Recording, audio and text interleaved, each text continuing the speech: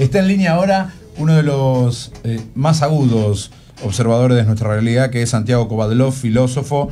Acaba de presentar un nuevo libro, Las huellas del rencor, con muchísima actualidad, obviamente, este libro. Hola, Santiago, ¿cómo le va? Carlos Estrione lo saluda junto a Mariano Grondona. Encantado de saludarlos, Carlos, usted y al doctor Grondona.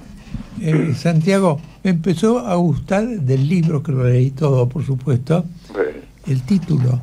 Porque fíjese usted que las huellas del rencor, el rencor sería algo así como, y de alguna manera el libro lo justifica, lo que queda después del odio, ¿no? Cuando yo digo odié a alguien, tuve odio, eso queda como una huella, que es el rencor, queda un run, digamos, ¿no? Entonces me pregunto si su libro no apunta a esa realidad. Los argentinos ya no nos matamos, pero queda algún rescoldo, ¿no? Bueno, las huellas de su percepción, como siempre, es muy sagaz en este sentido, y yo creo que esa fue mi intención. Las huellas del rencor es el saldo que en el campo de la sociedad, de la política, podemos encontrar tras la partida del próximo gobierno, pero del gobierno que se va ahora y que dará lugar a uno próximo, quiero decir. Pero al mismo tiempo, las huellas del rencor son las que se imprimen en la realidad a partir de un concepto de política en el que prepondera la idea de la exclusión del adversario, en el que prepondera la idea de que el protagonismo es exclusivo de quien ejerce el poder ejecutivo. Entonces, esta concepción fuertemente maniquea y beligerante del poder es la expresión del rencor. Claro, queda como, uno dice, ya no nos odiamos, pero queda una secuela, ¿no? Así es, y va a ser difícil remontarla, porque la reconstrucción de la República a través de las instituciones exige un grado de interdependencia que solo puede asentarse en la idea del diálogo, del encuentro, del consenso, de la independencia unida al espíritu de convergencia. Todo esto hay que construirlo porque representa una cultura muy frágil entre nosotros, muy frágil, indispensable, pero frágil. Claro, no nos odiamos, pero todavía somos algo rencorosos por lo que hicimos. Es así, la fragmentación como rasgo distintivo de nuestra historia política pone de manifiesto esa profunda suspicacia a que está unida en nuestro país la vivencia del prójimo, la vivencia de aquel que, sin ser como nosotros, es parte de nosotros. Y allí el rencor opera, siempre ha operado y opera aún hoy, como un recurso que tendremos que remontar si queremos consolidar de alguna manera la idea de que somos una comunidad y no un conglomerado. Claro. Santiago, ¿qué futuro tiene esta subsistencia escandalosa, en realidad, el rencor entre nosotros? Yo tengo la impresión que una democracia sana, una democracia sólida, es la que vive combatiendo sus propias limitaciones, sus propias estrecheces, su miopía y en última instancia su rencor. Lo que da idea, Mariano, creo yo, de la solidez de un sistema republicano no es que sea invicto y triunfe para siempre y de manera definitiva sobre sus adversidades, sino que viva combatiéndolas, es decir, ejerciendo permanentemente una profunda vigilancia sobre aquellos rasgos distintivos de la patología política, la pasión por la desmesura, la pasión por la concentración del poder en manos únicas, la idea de que el adversario no forma parte del sistema, la idea de que la justicia debe estar al servicio del poder. Vivir combatiendo contra todos esos excesos es un signo de salud y de fortaleza. Ahora digo yo, Santiago, estamos como a mitad camino, ¿no? Bueno, siempre, desgraciadamente en la Argentina, hace mucho tiempo que habiendo salido del terrorismo expreso, tanto ejercido del Estado como a través de la guerrilla, habiendo salido del terreno de la violencia manifiesta y sacralizada, seguimos estando a medio camino en dirección a lo que quizás sea lo indispensable, que es una reconciliación que solo puede estar asentada en la idea de la corresponsabilidad que se ha tenido en la gestación de los hechos estériles de nuestra historia. Corresponsabilidad significa, no solo mi adversario ha producido el mal que padecemos, yo también he sido responsable. Estamos hablando con Santiago Kovadlov, filósofo, a propósito de su último libro, Las huellas del rencor, meditaciones de una década autoritaria. Santiago, Sí, claro.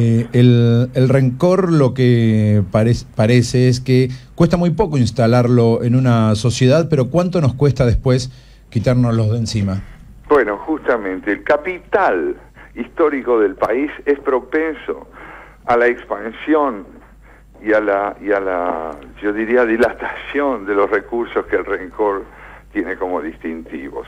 Justamente, en cierta medida, la superación del rencor es en buena medida la superación de un curso histórico. ¿Cómo hacemos nosotros? ¿Cómo hacemos nosotros? Este es uno de los desafíos que tiene para empezar el próximo gobierno, pero que tendrán los siguientes también, si son gobiernos que están orientados hacia un proyecto constitucionalmente legítimo.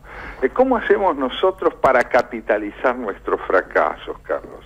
¿Cómo hacemos? Es decir, yo creo que mientras concibamos nuestros errores como algo que no podemos ver, mientras nos empecinemos en el pasado sin advertir hasta qué punto estamos repitiendo una historia de esterilidades comprobadas, difícilmente podamos tener porvenir.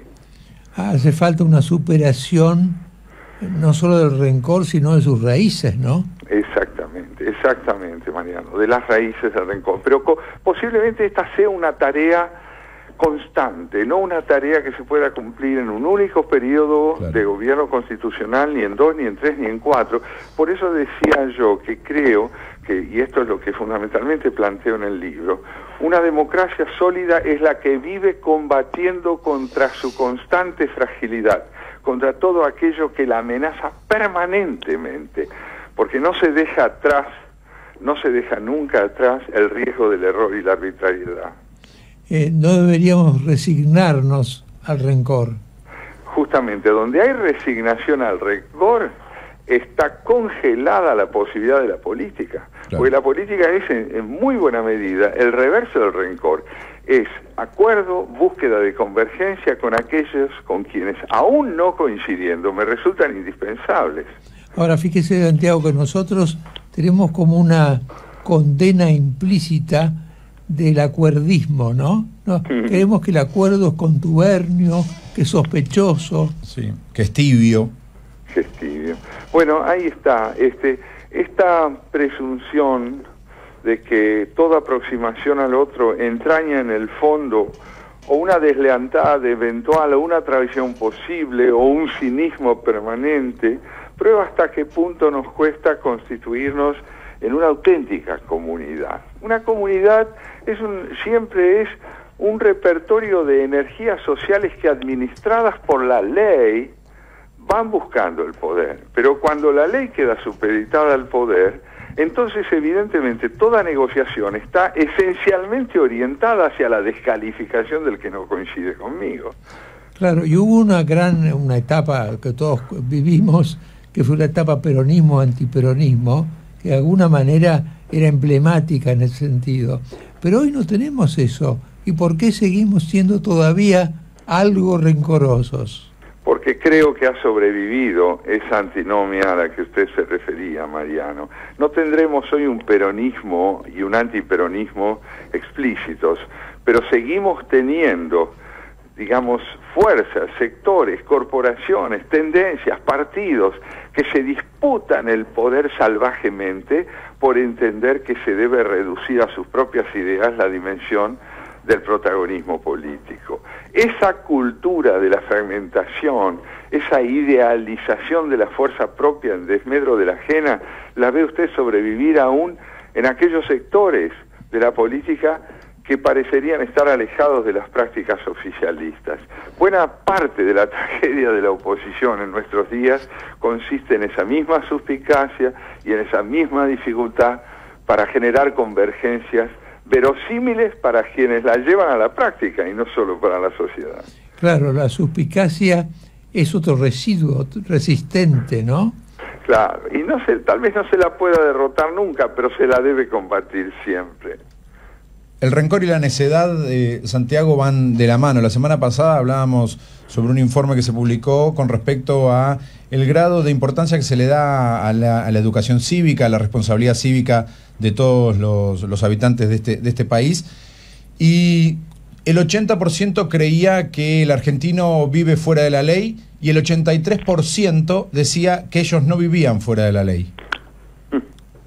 Es notable, ¿no? Lo que usted dice es una respuesta en sí misma. Lo que es cierto es que hemos practicado durante todo el siglo pasado de tal manera la ruptura del orden constitucional y la tergiversación del concepto de ley, que hemos llegado a un punto en el cual pareciera que nuestras comunidades está formada por individuos y sectores que se han resignado a la ausencia de la ley y que tratan de sobrevivir en el marco de principios y normas que no son colectivas, sino puramente tribales. Esto significa en buena medida el triunfo del autoritarismo, el triunfo de la barbarie y la idea profundamente arraigada entre nosotros de que este escenario en el cual nosotros vivimos y al que llamamos Argentina nos ofrece las posibilidades que nuestra argucia, nuestro cinismo y nuestra imaginación sectorial puedan generar para acumular posibilidades de vida. Es una enorme enfermedad social que solo puede ser reparada con la práctica de la ley y esencialmente con la idea de que la Constitución no es un papel. Santiago, sería como que nos hemos resignado a tolerarnos unos a otros, pero todavía no hemos avanzado en una auténtica convivencia, ¿no? Claro, porque como decía Carlos, la educación cívica es la única que genera la idea de que el prójimo es constitutivo de mi propia identidad. Un país que tiene 10 millones de pobres o donde un ministro de Economía dice ignorar cuántos son. Claro. Es decir, es un país donde está subestimada la vida del otro. Doblemente subestimada por la indigencia, por la marginación, que no es solo producto de este gobierno, por supuesto, pero subestimada por una forma de ignorancia que se viste de conocimiento. ¿Por qué no explicita un poquito más, Santiago, esto de la ignorancia y el conocimiento? Claro, yo creo que hay ignorancia donde la ideología opera sobre el reconocimiento de los hechos. La ideología es siempre un a priori que trata de que la realidad se adapte a sus necesidades. El conocimiento es la capacidad de supeditar las propias creencias al trato y al reconocimiento de aquellos hechos y de aquellos acontecimientos que tienen lugar en la realidad. Un conocedor cabal está poniendo a prueba todo el tiempo la consistencia de sus creencias. Un ignorante es el que supedita la verdad de los hechos a sus necesidades retóricas, ideológicas o hasta psicológicas. Por eso me parece a mí que nosotros necesitamos reformular la educación de los argentinos, no solo mediante la extensión del derecho a la educación, sino mediante una filosofía de la educación que permita llevar adelante un proyecto primordial, que es esta idea de que conocer es aprender a poner permanentemente en duda la suficiencia del propio saber. Si esto tiene lugar, hay lugar para el prójimo.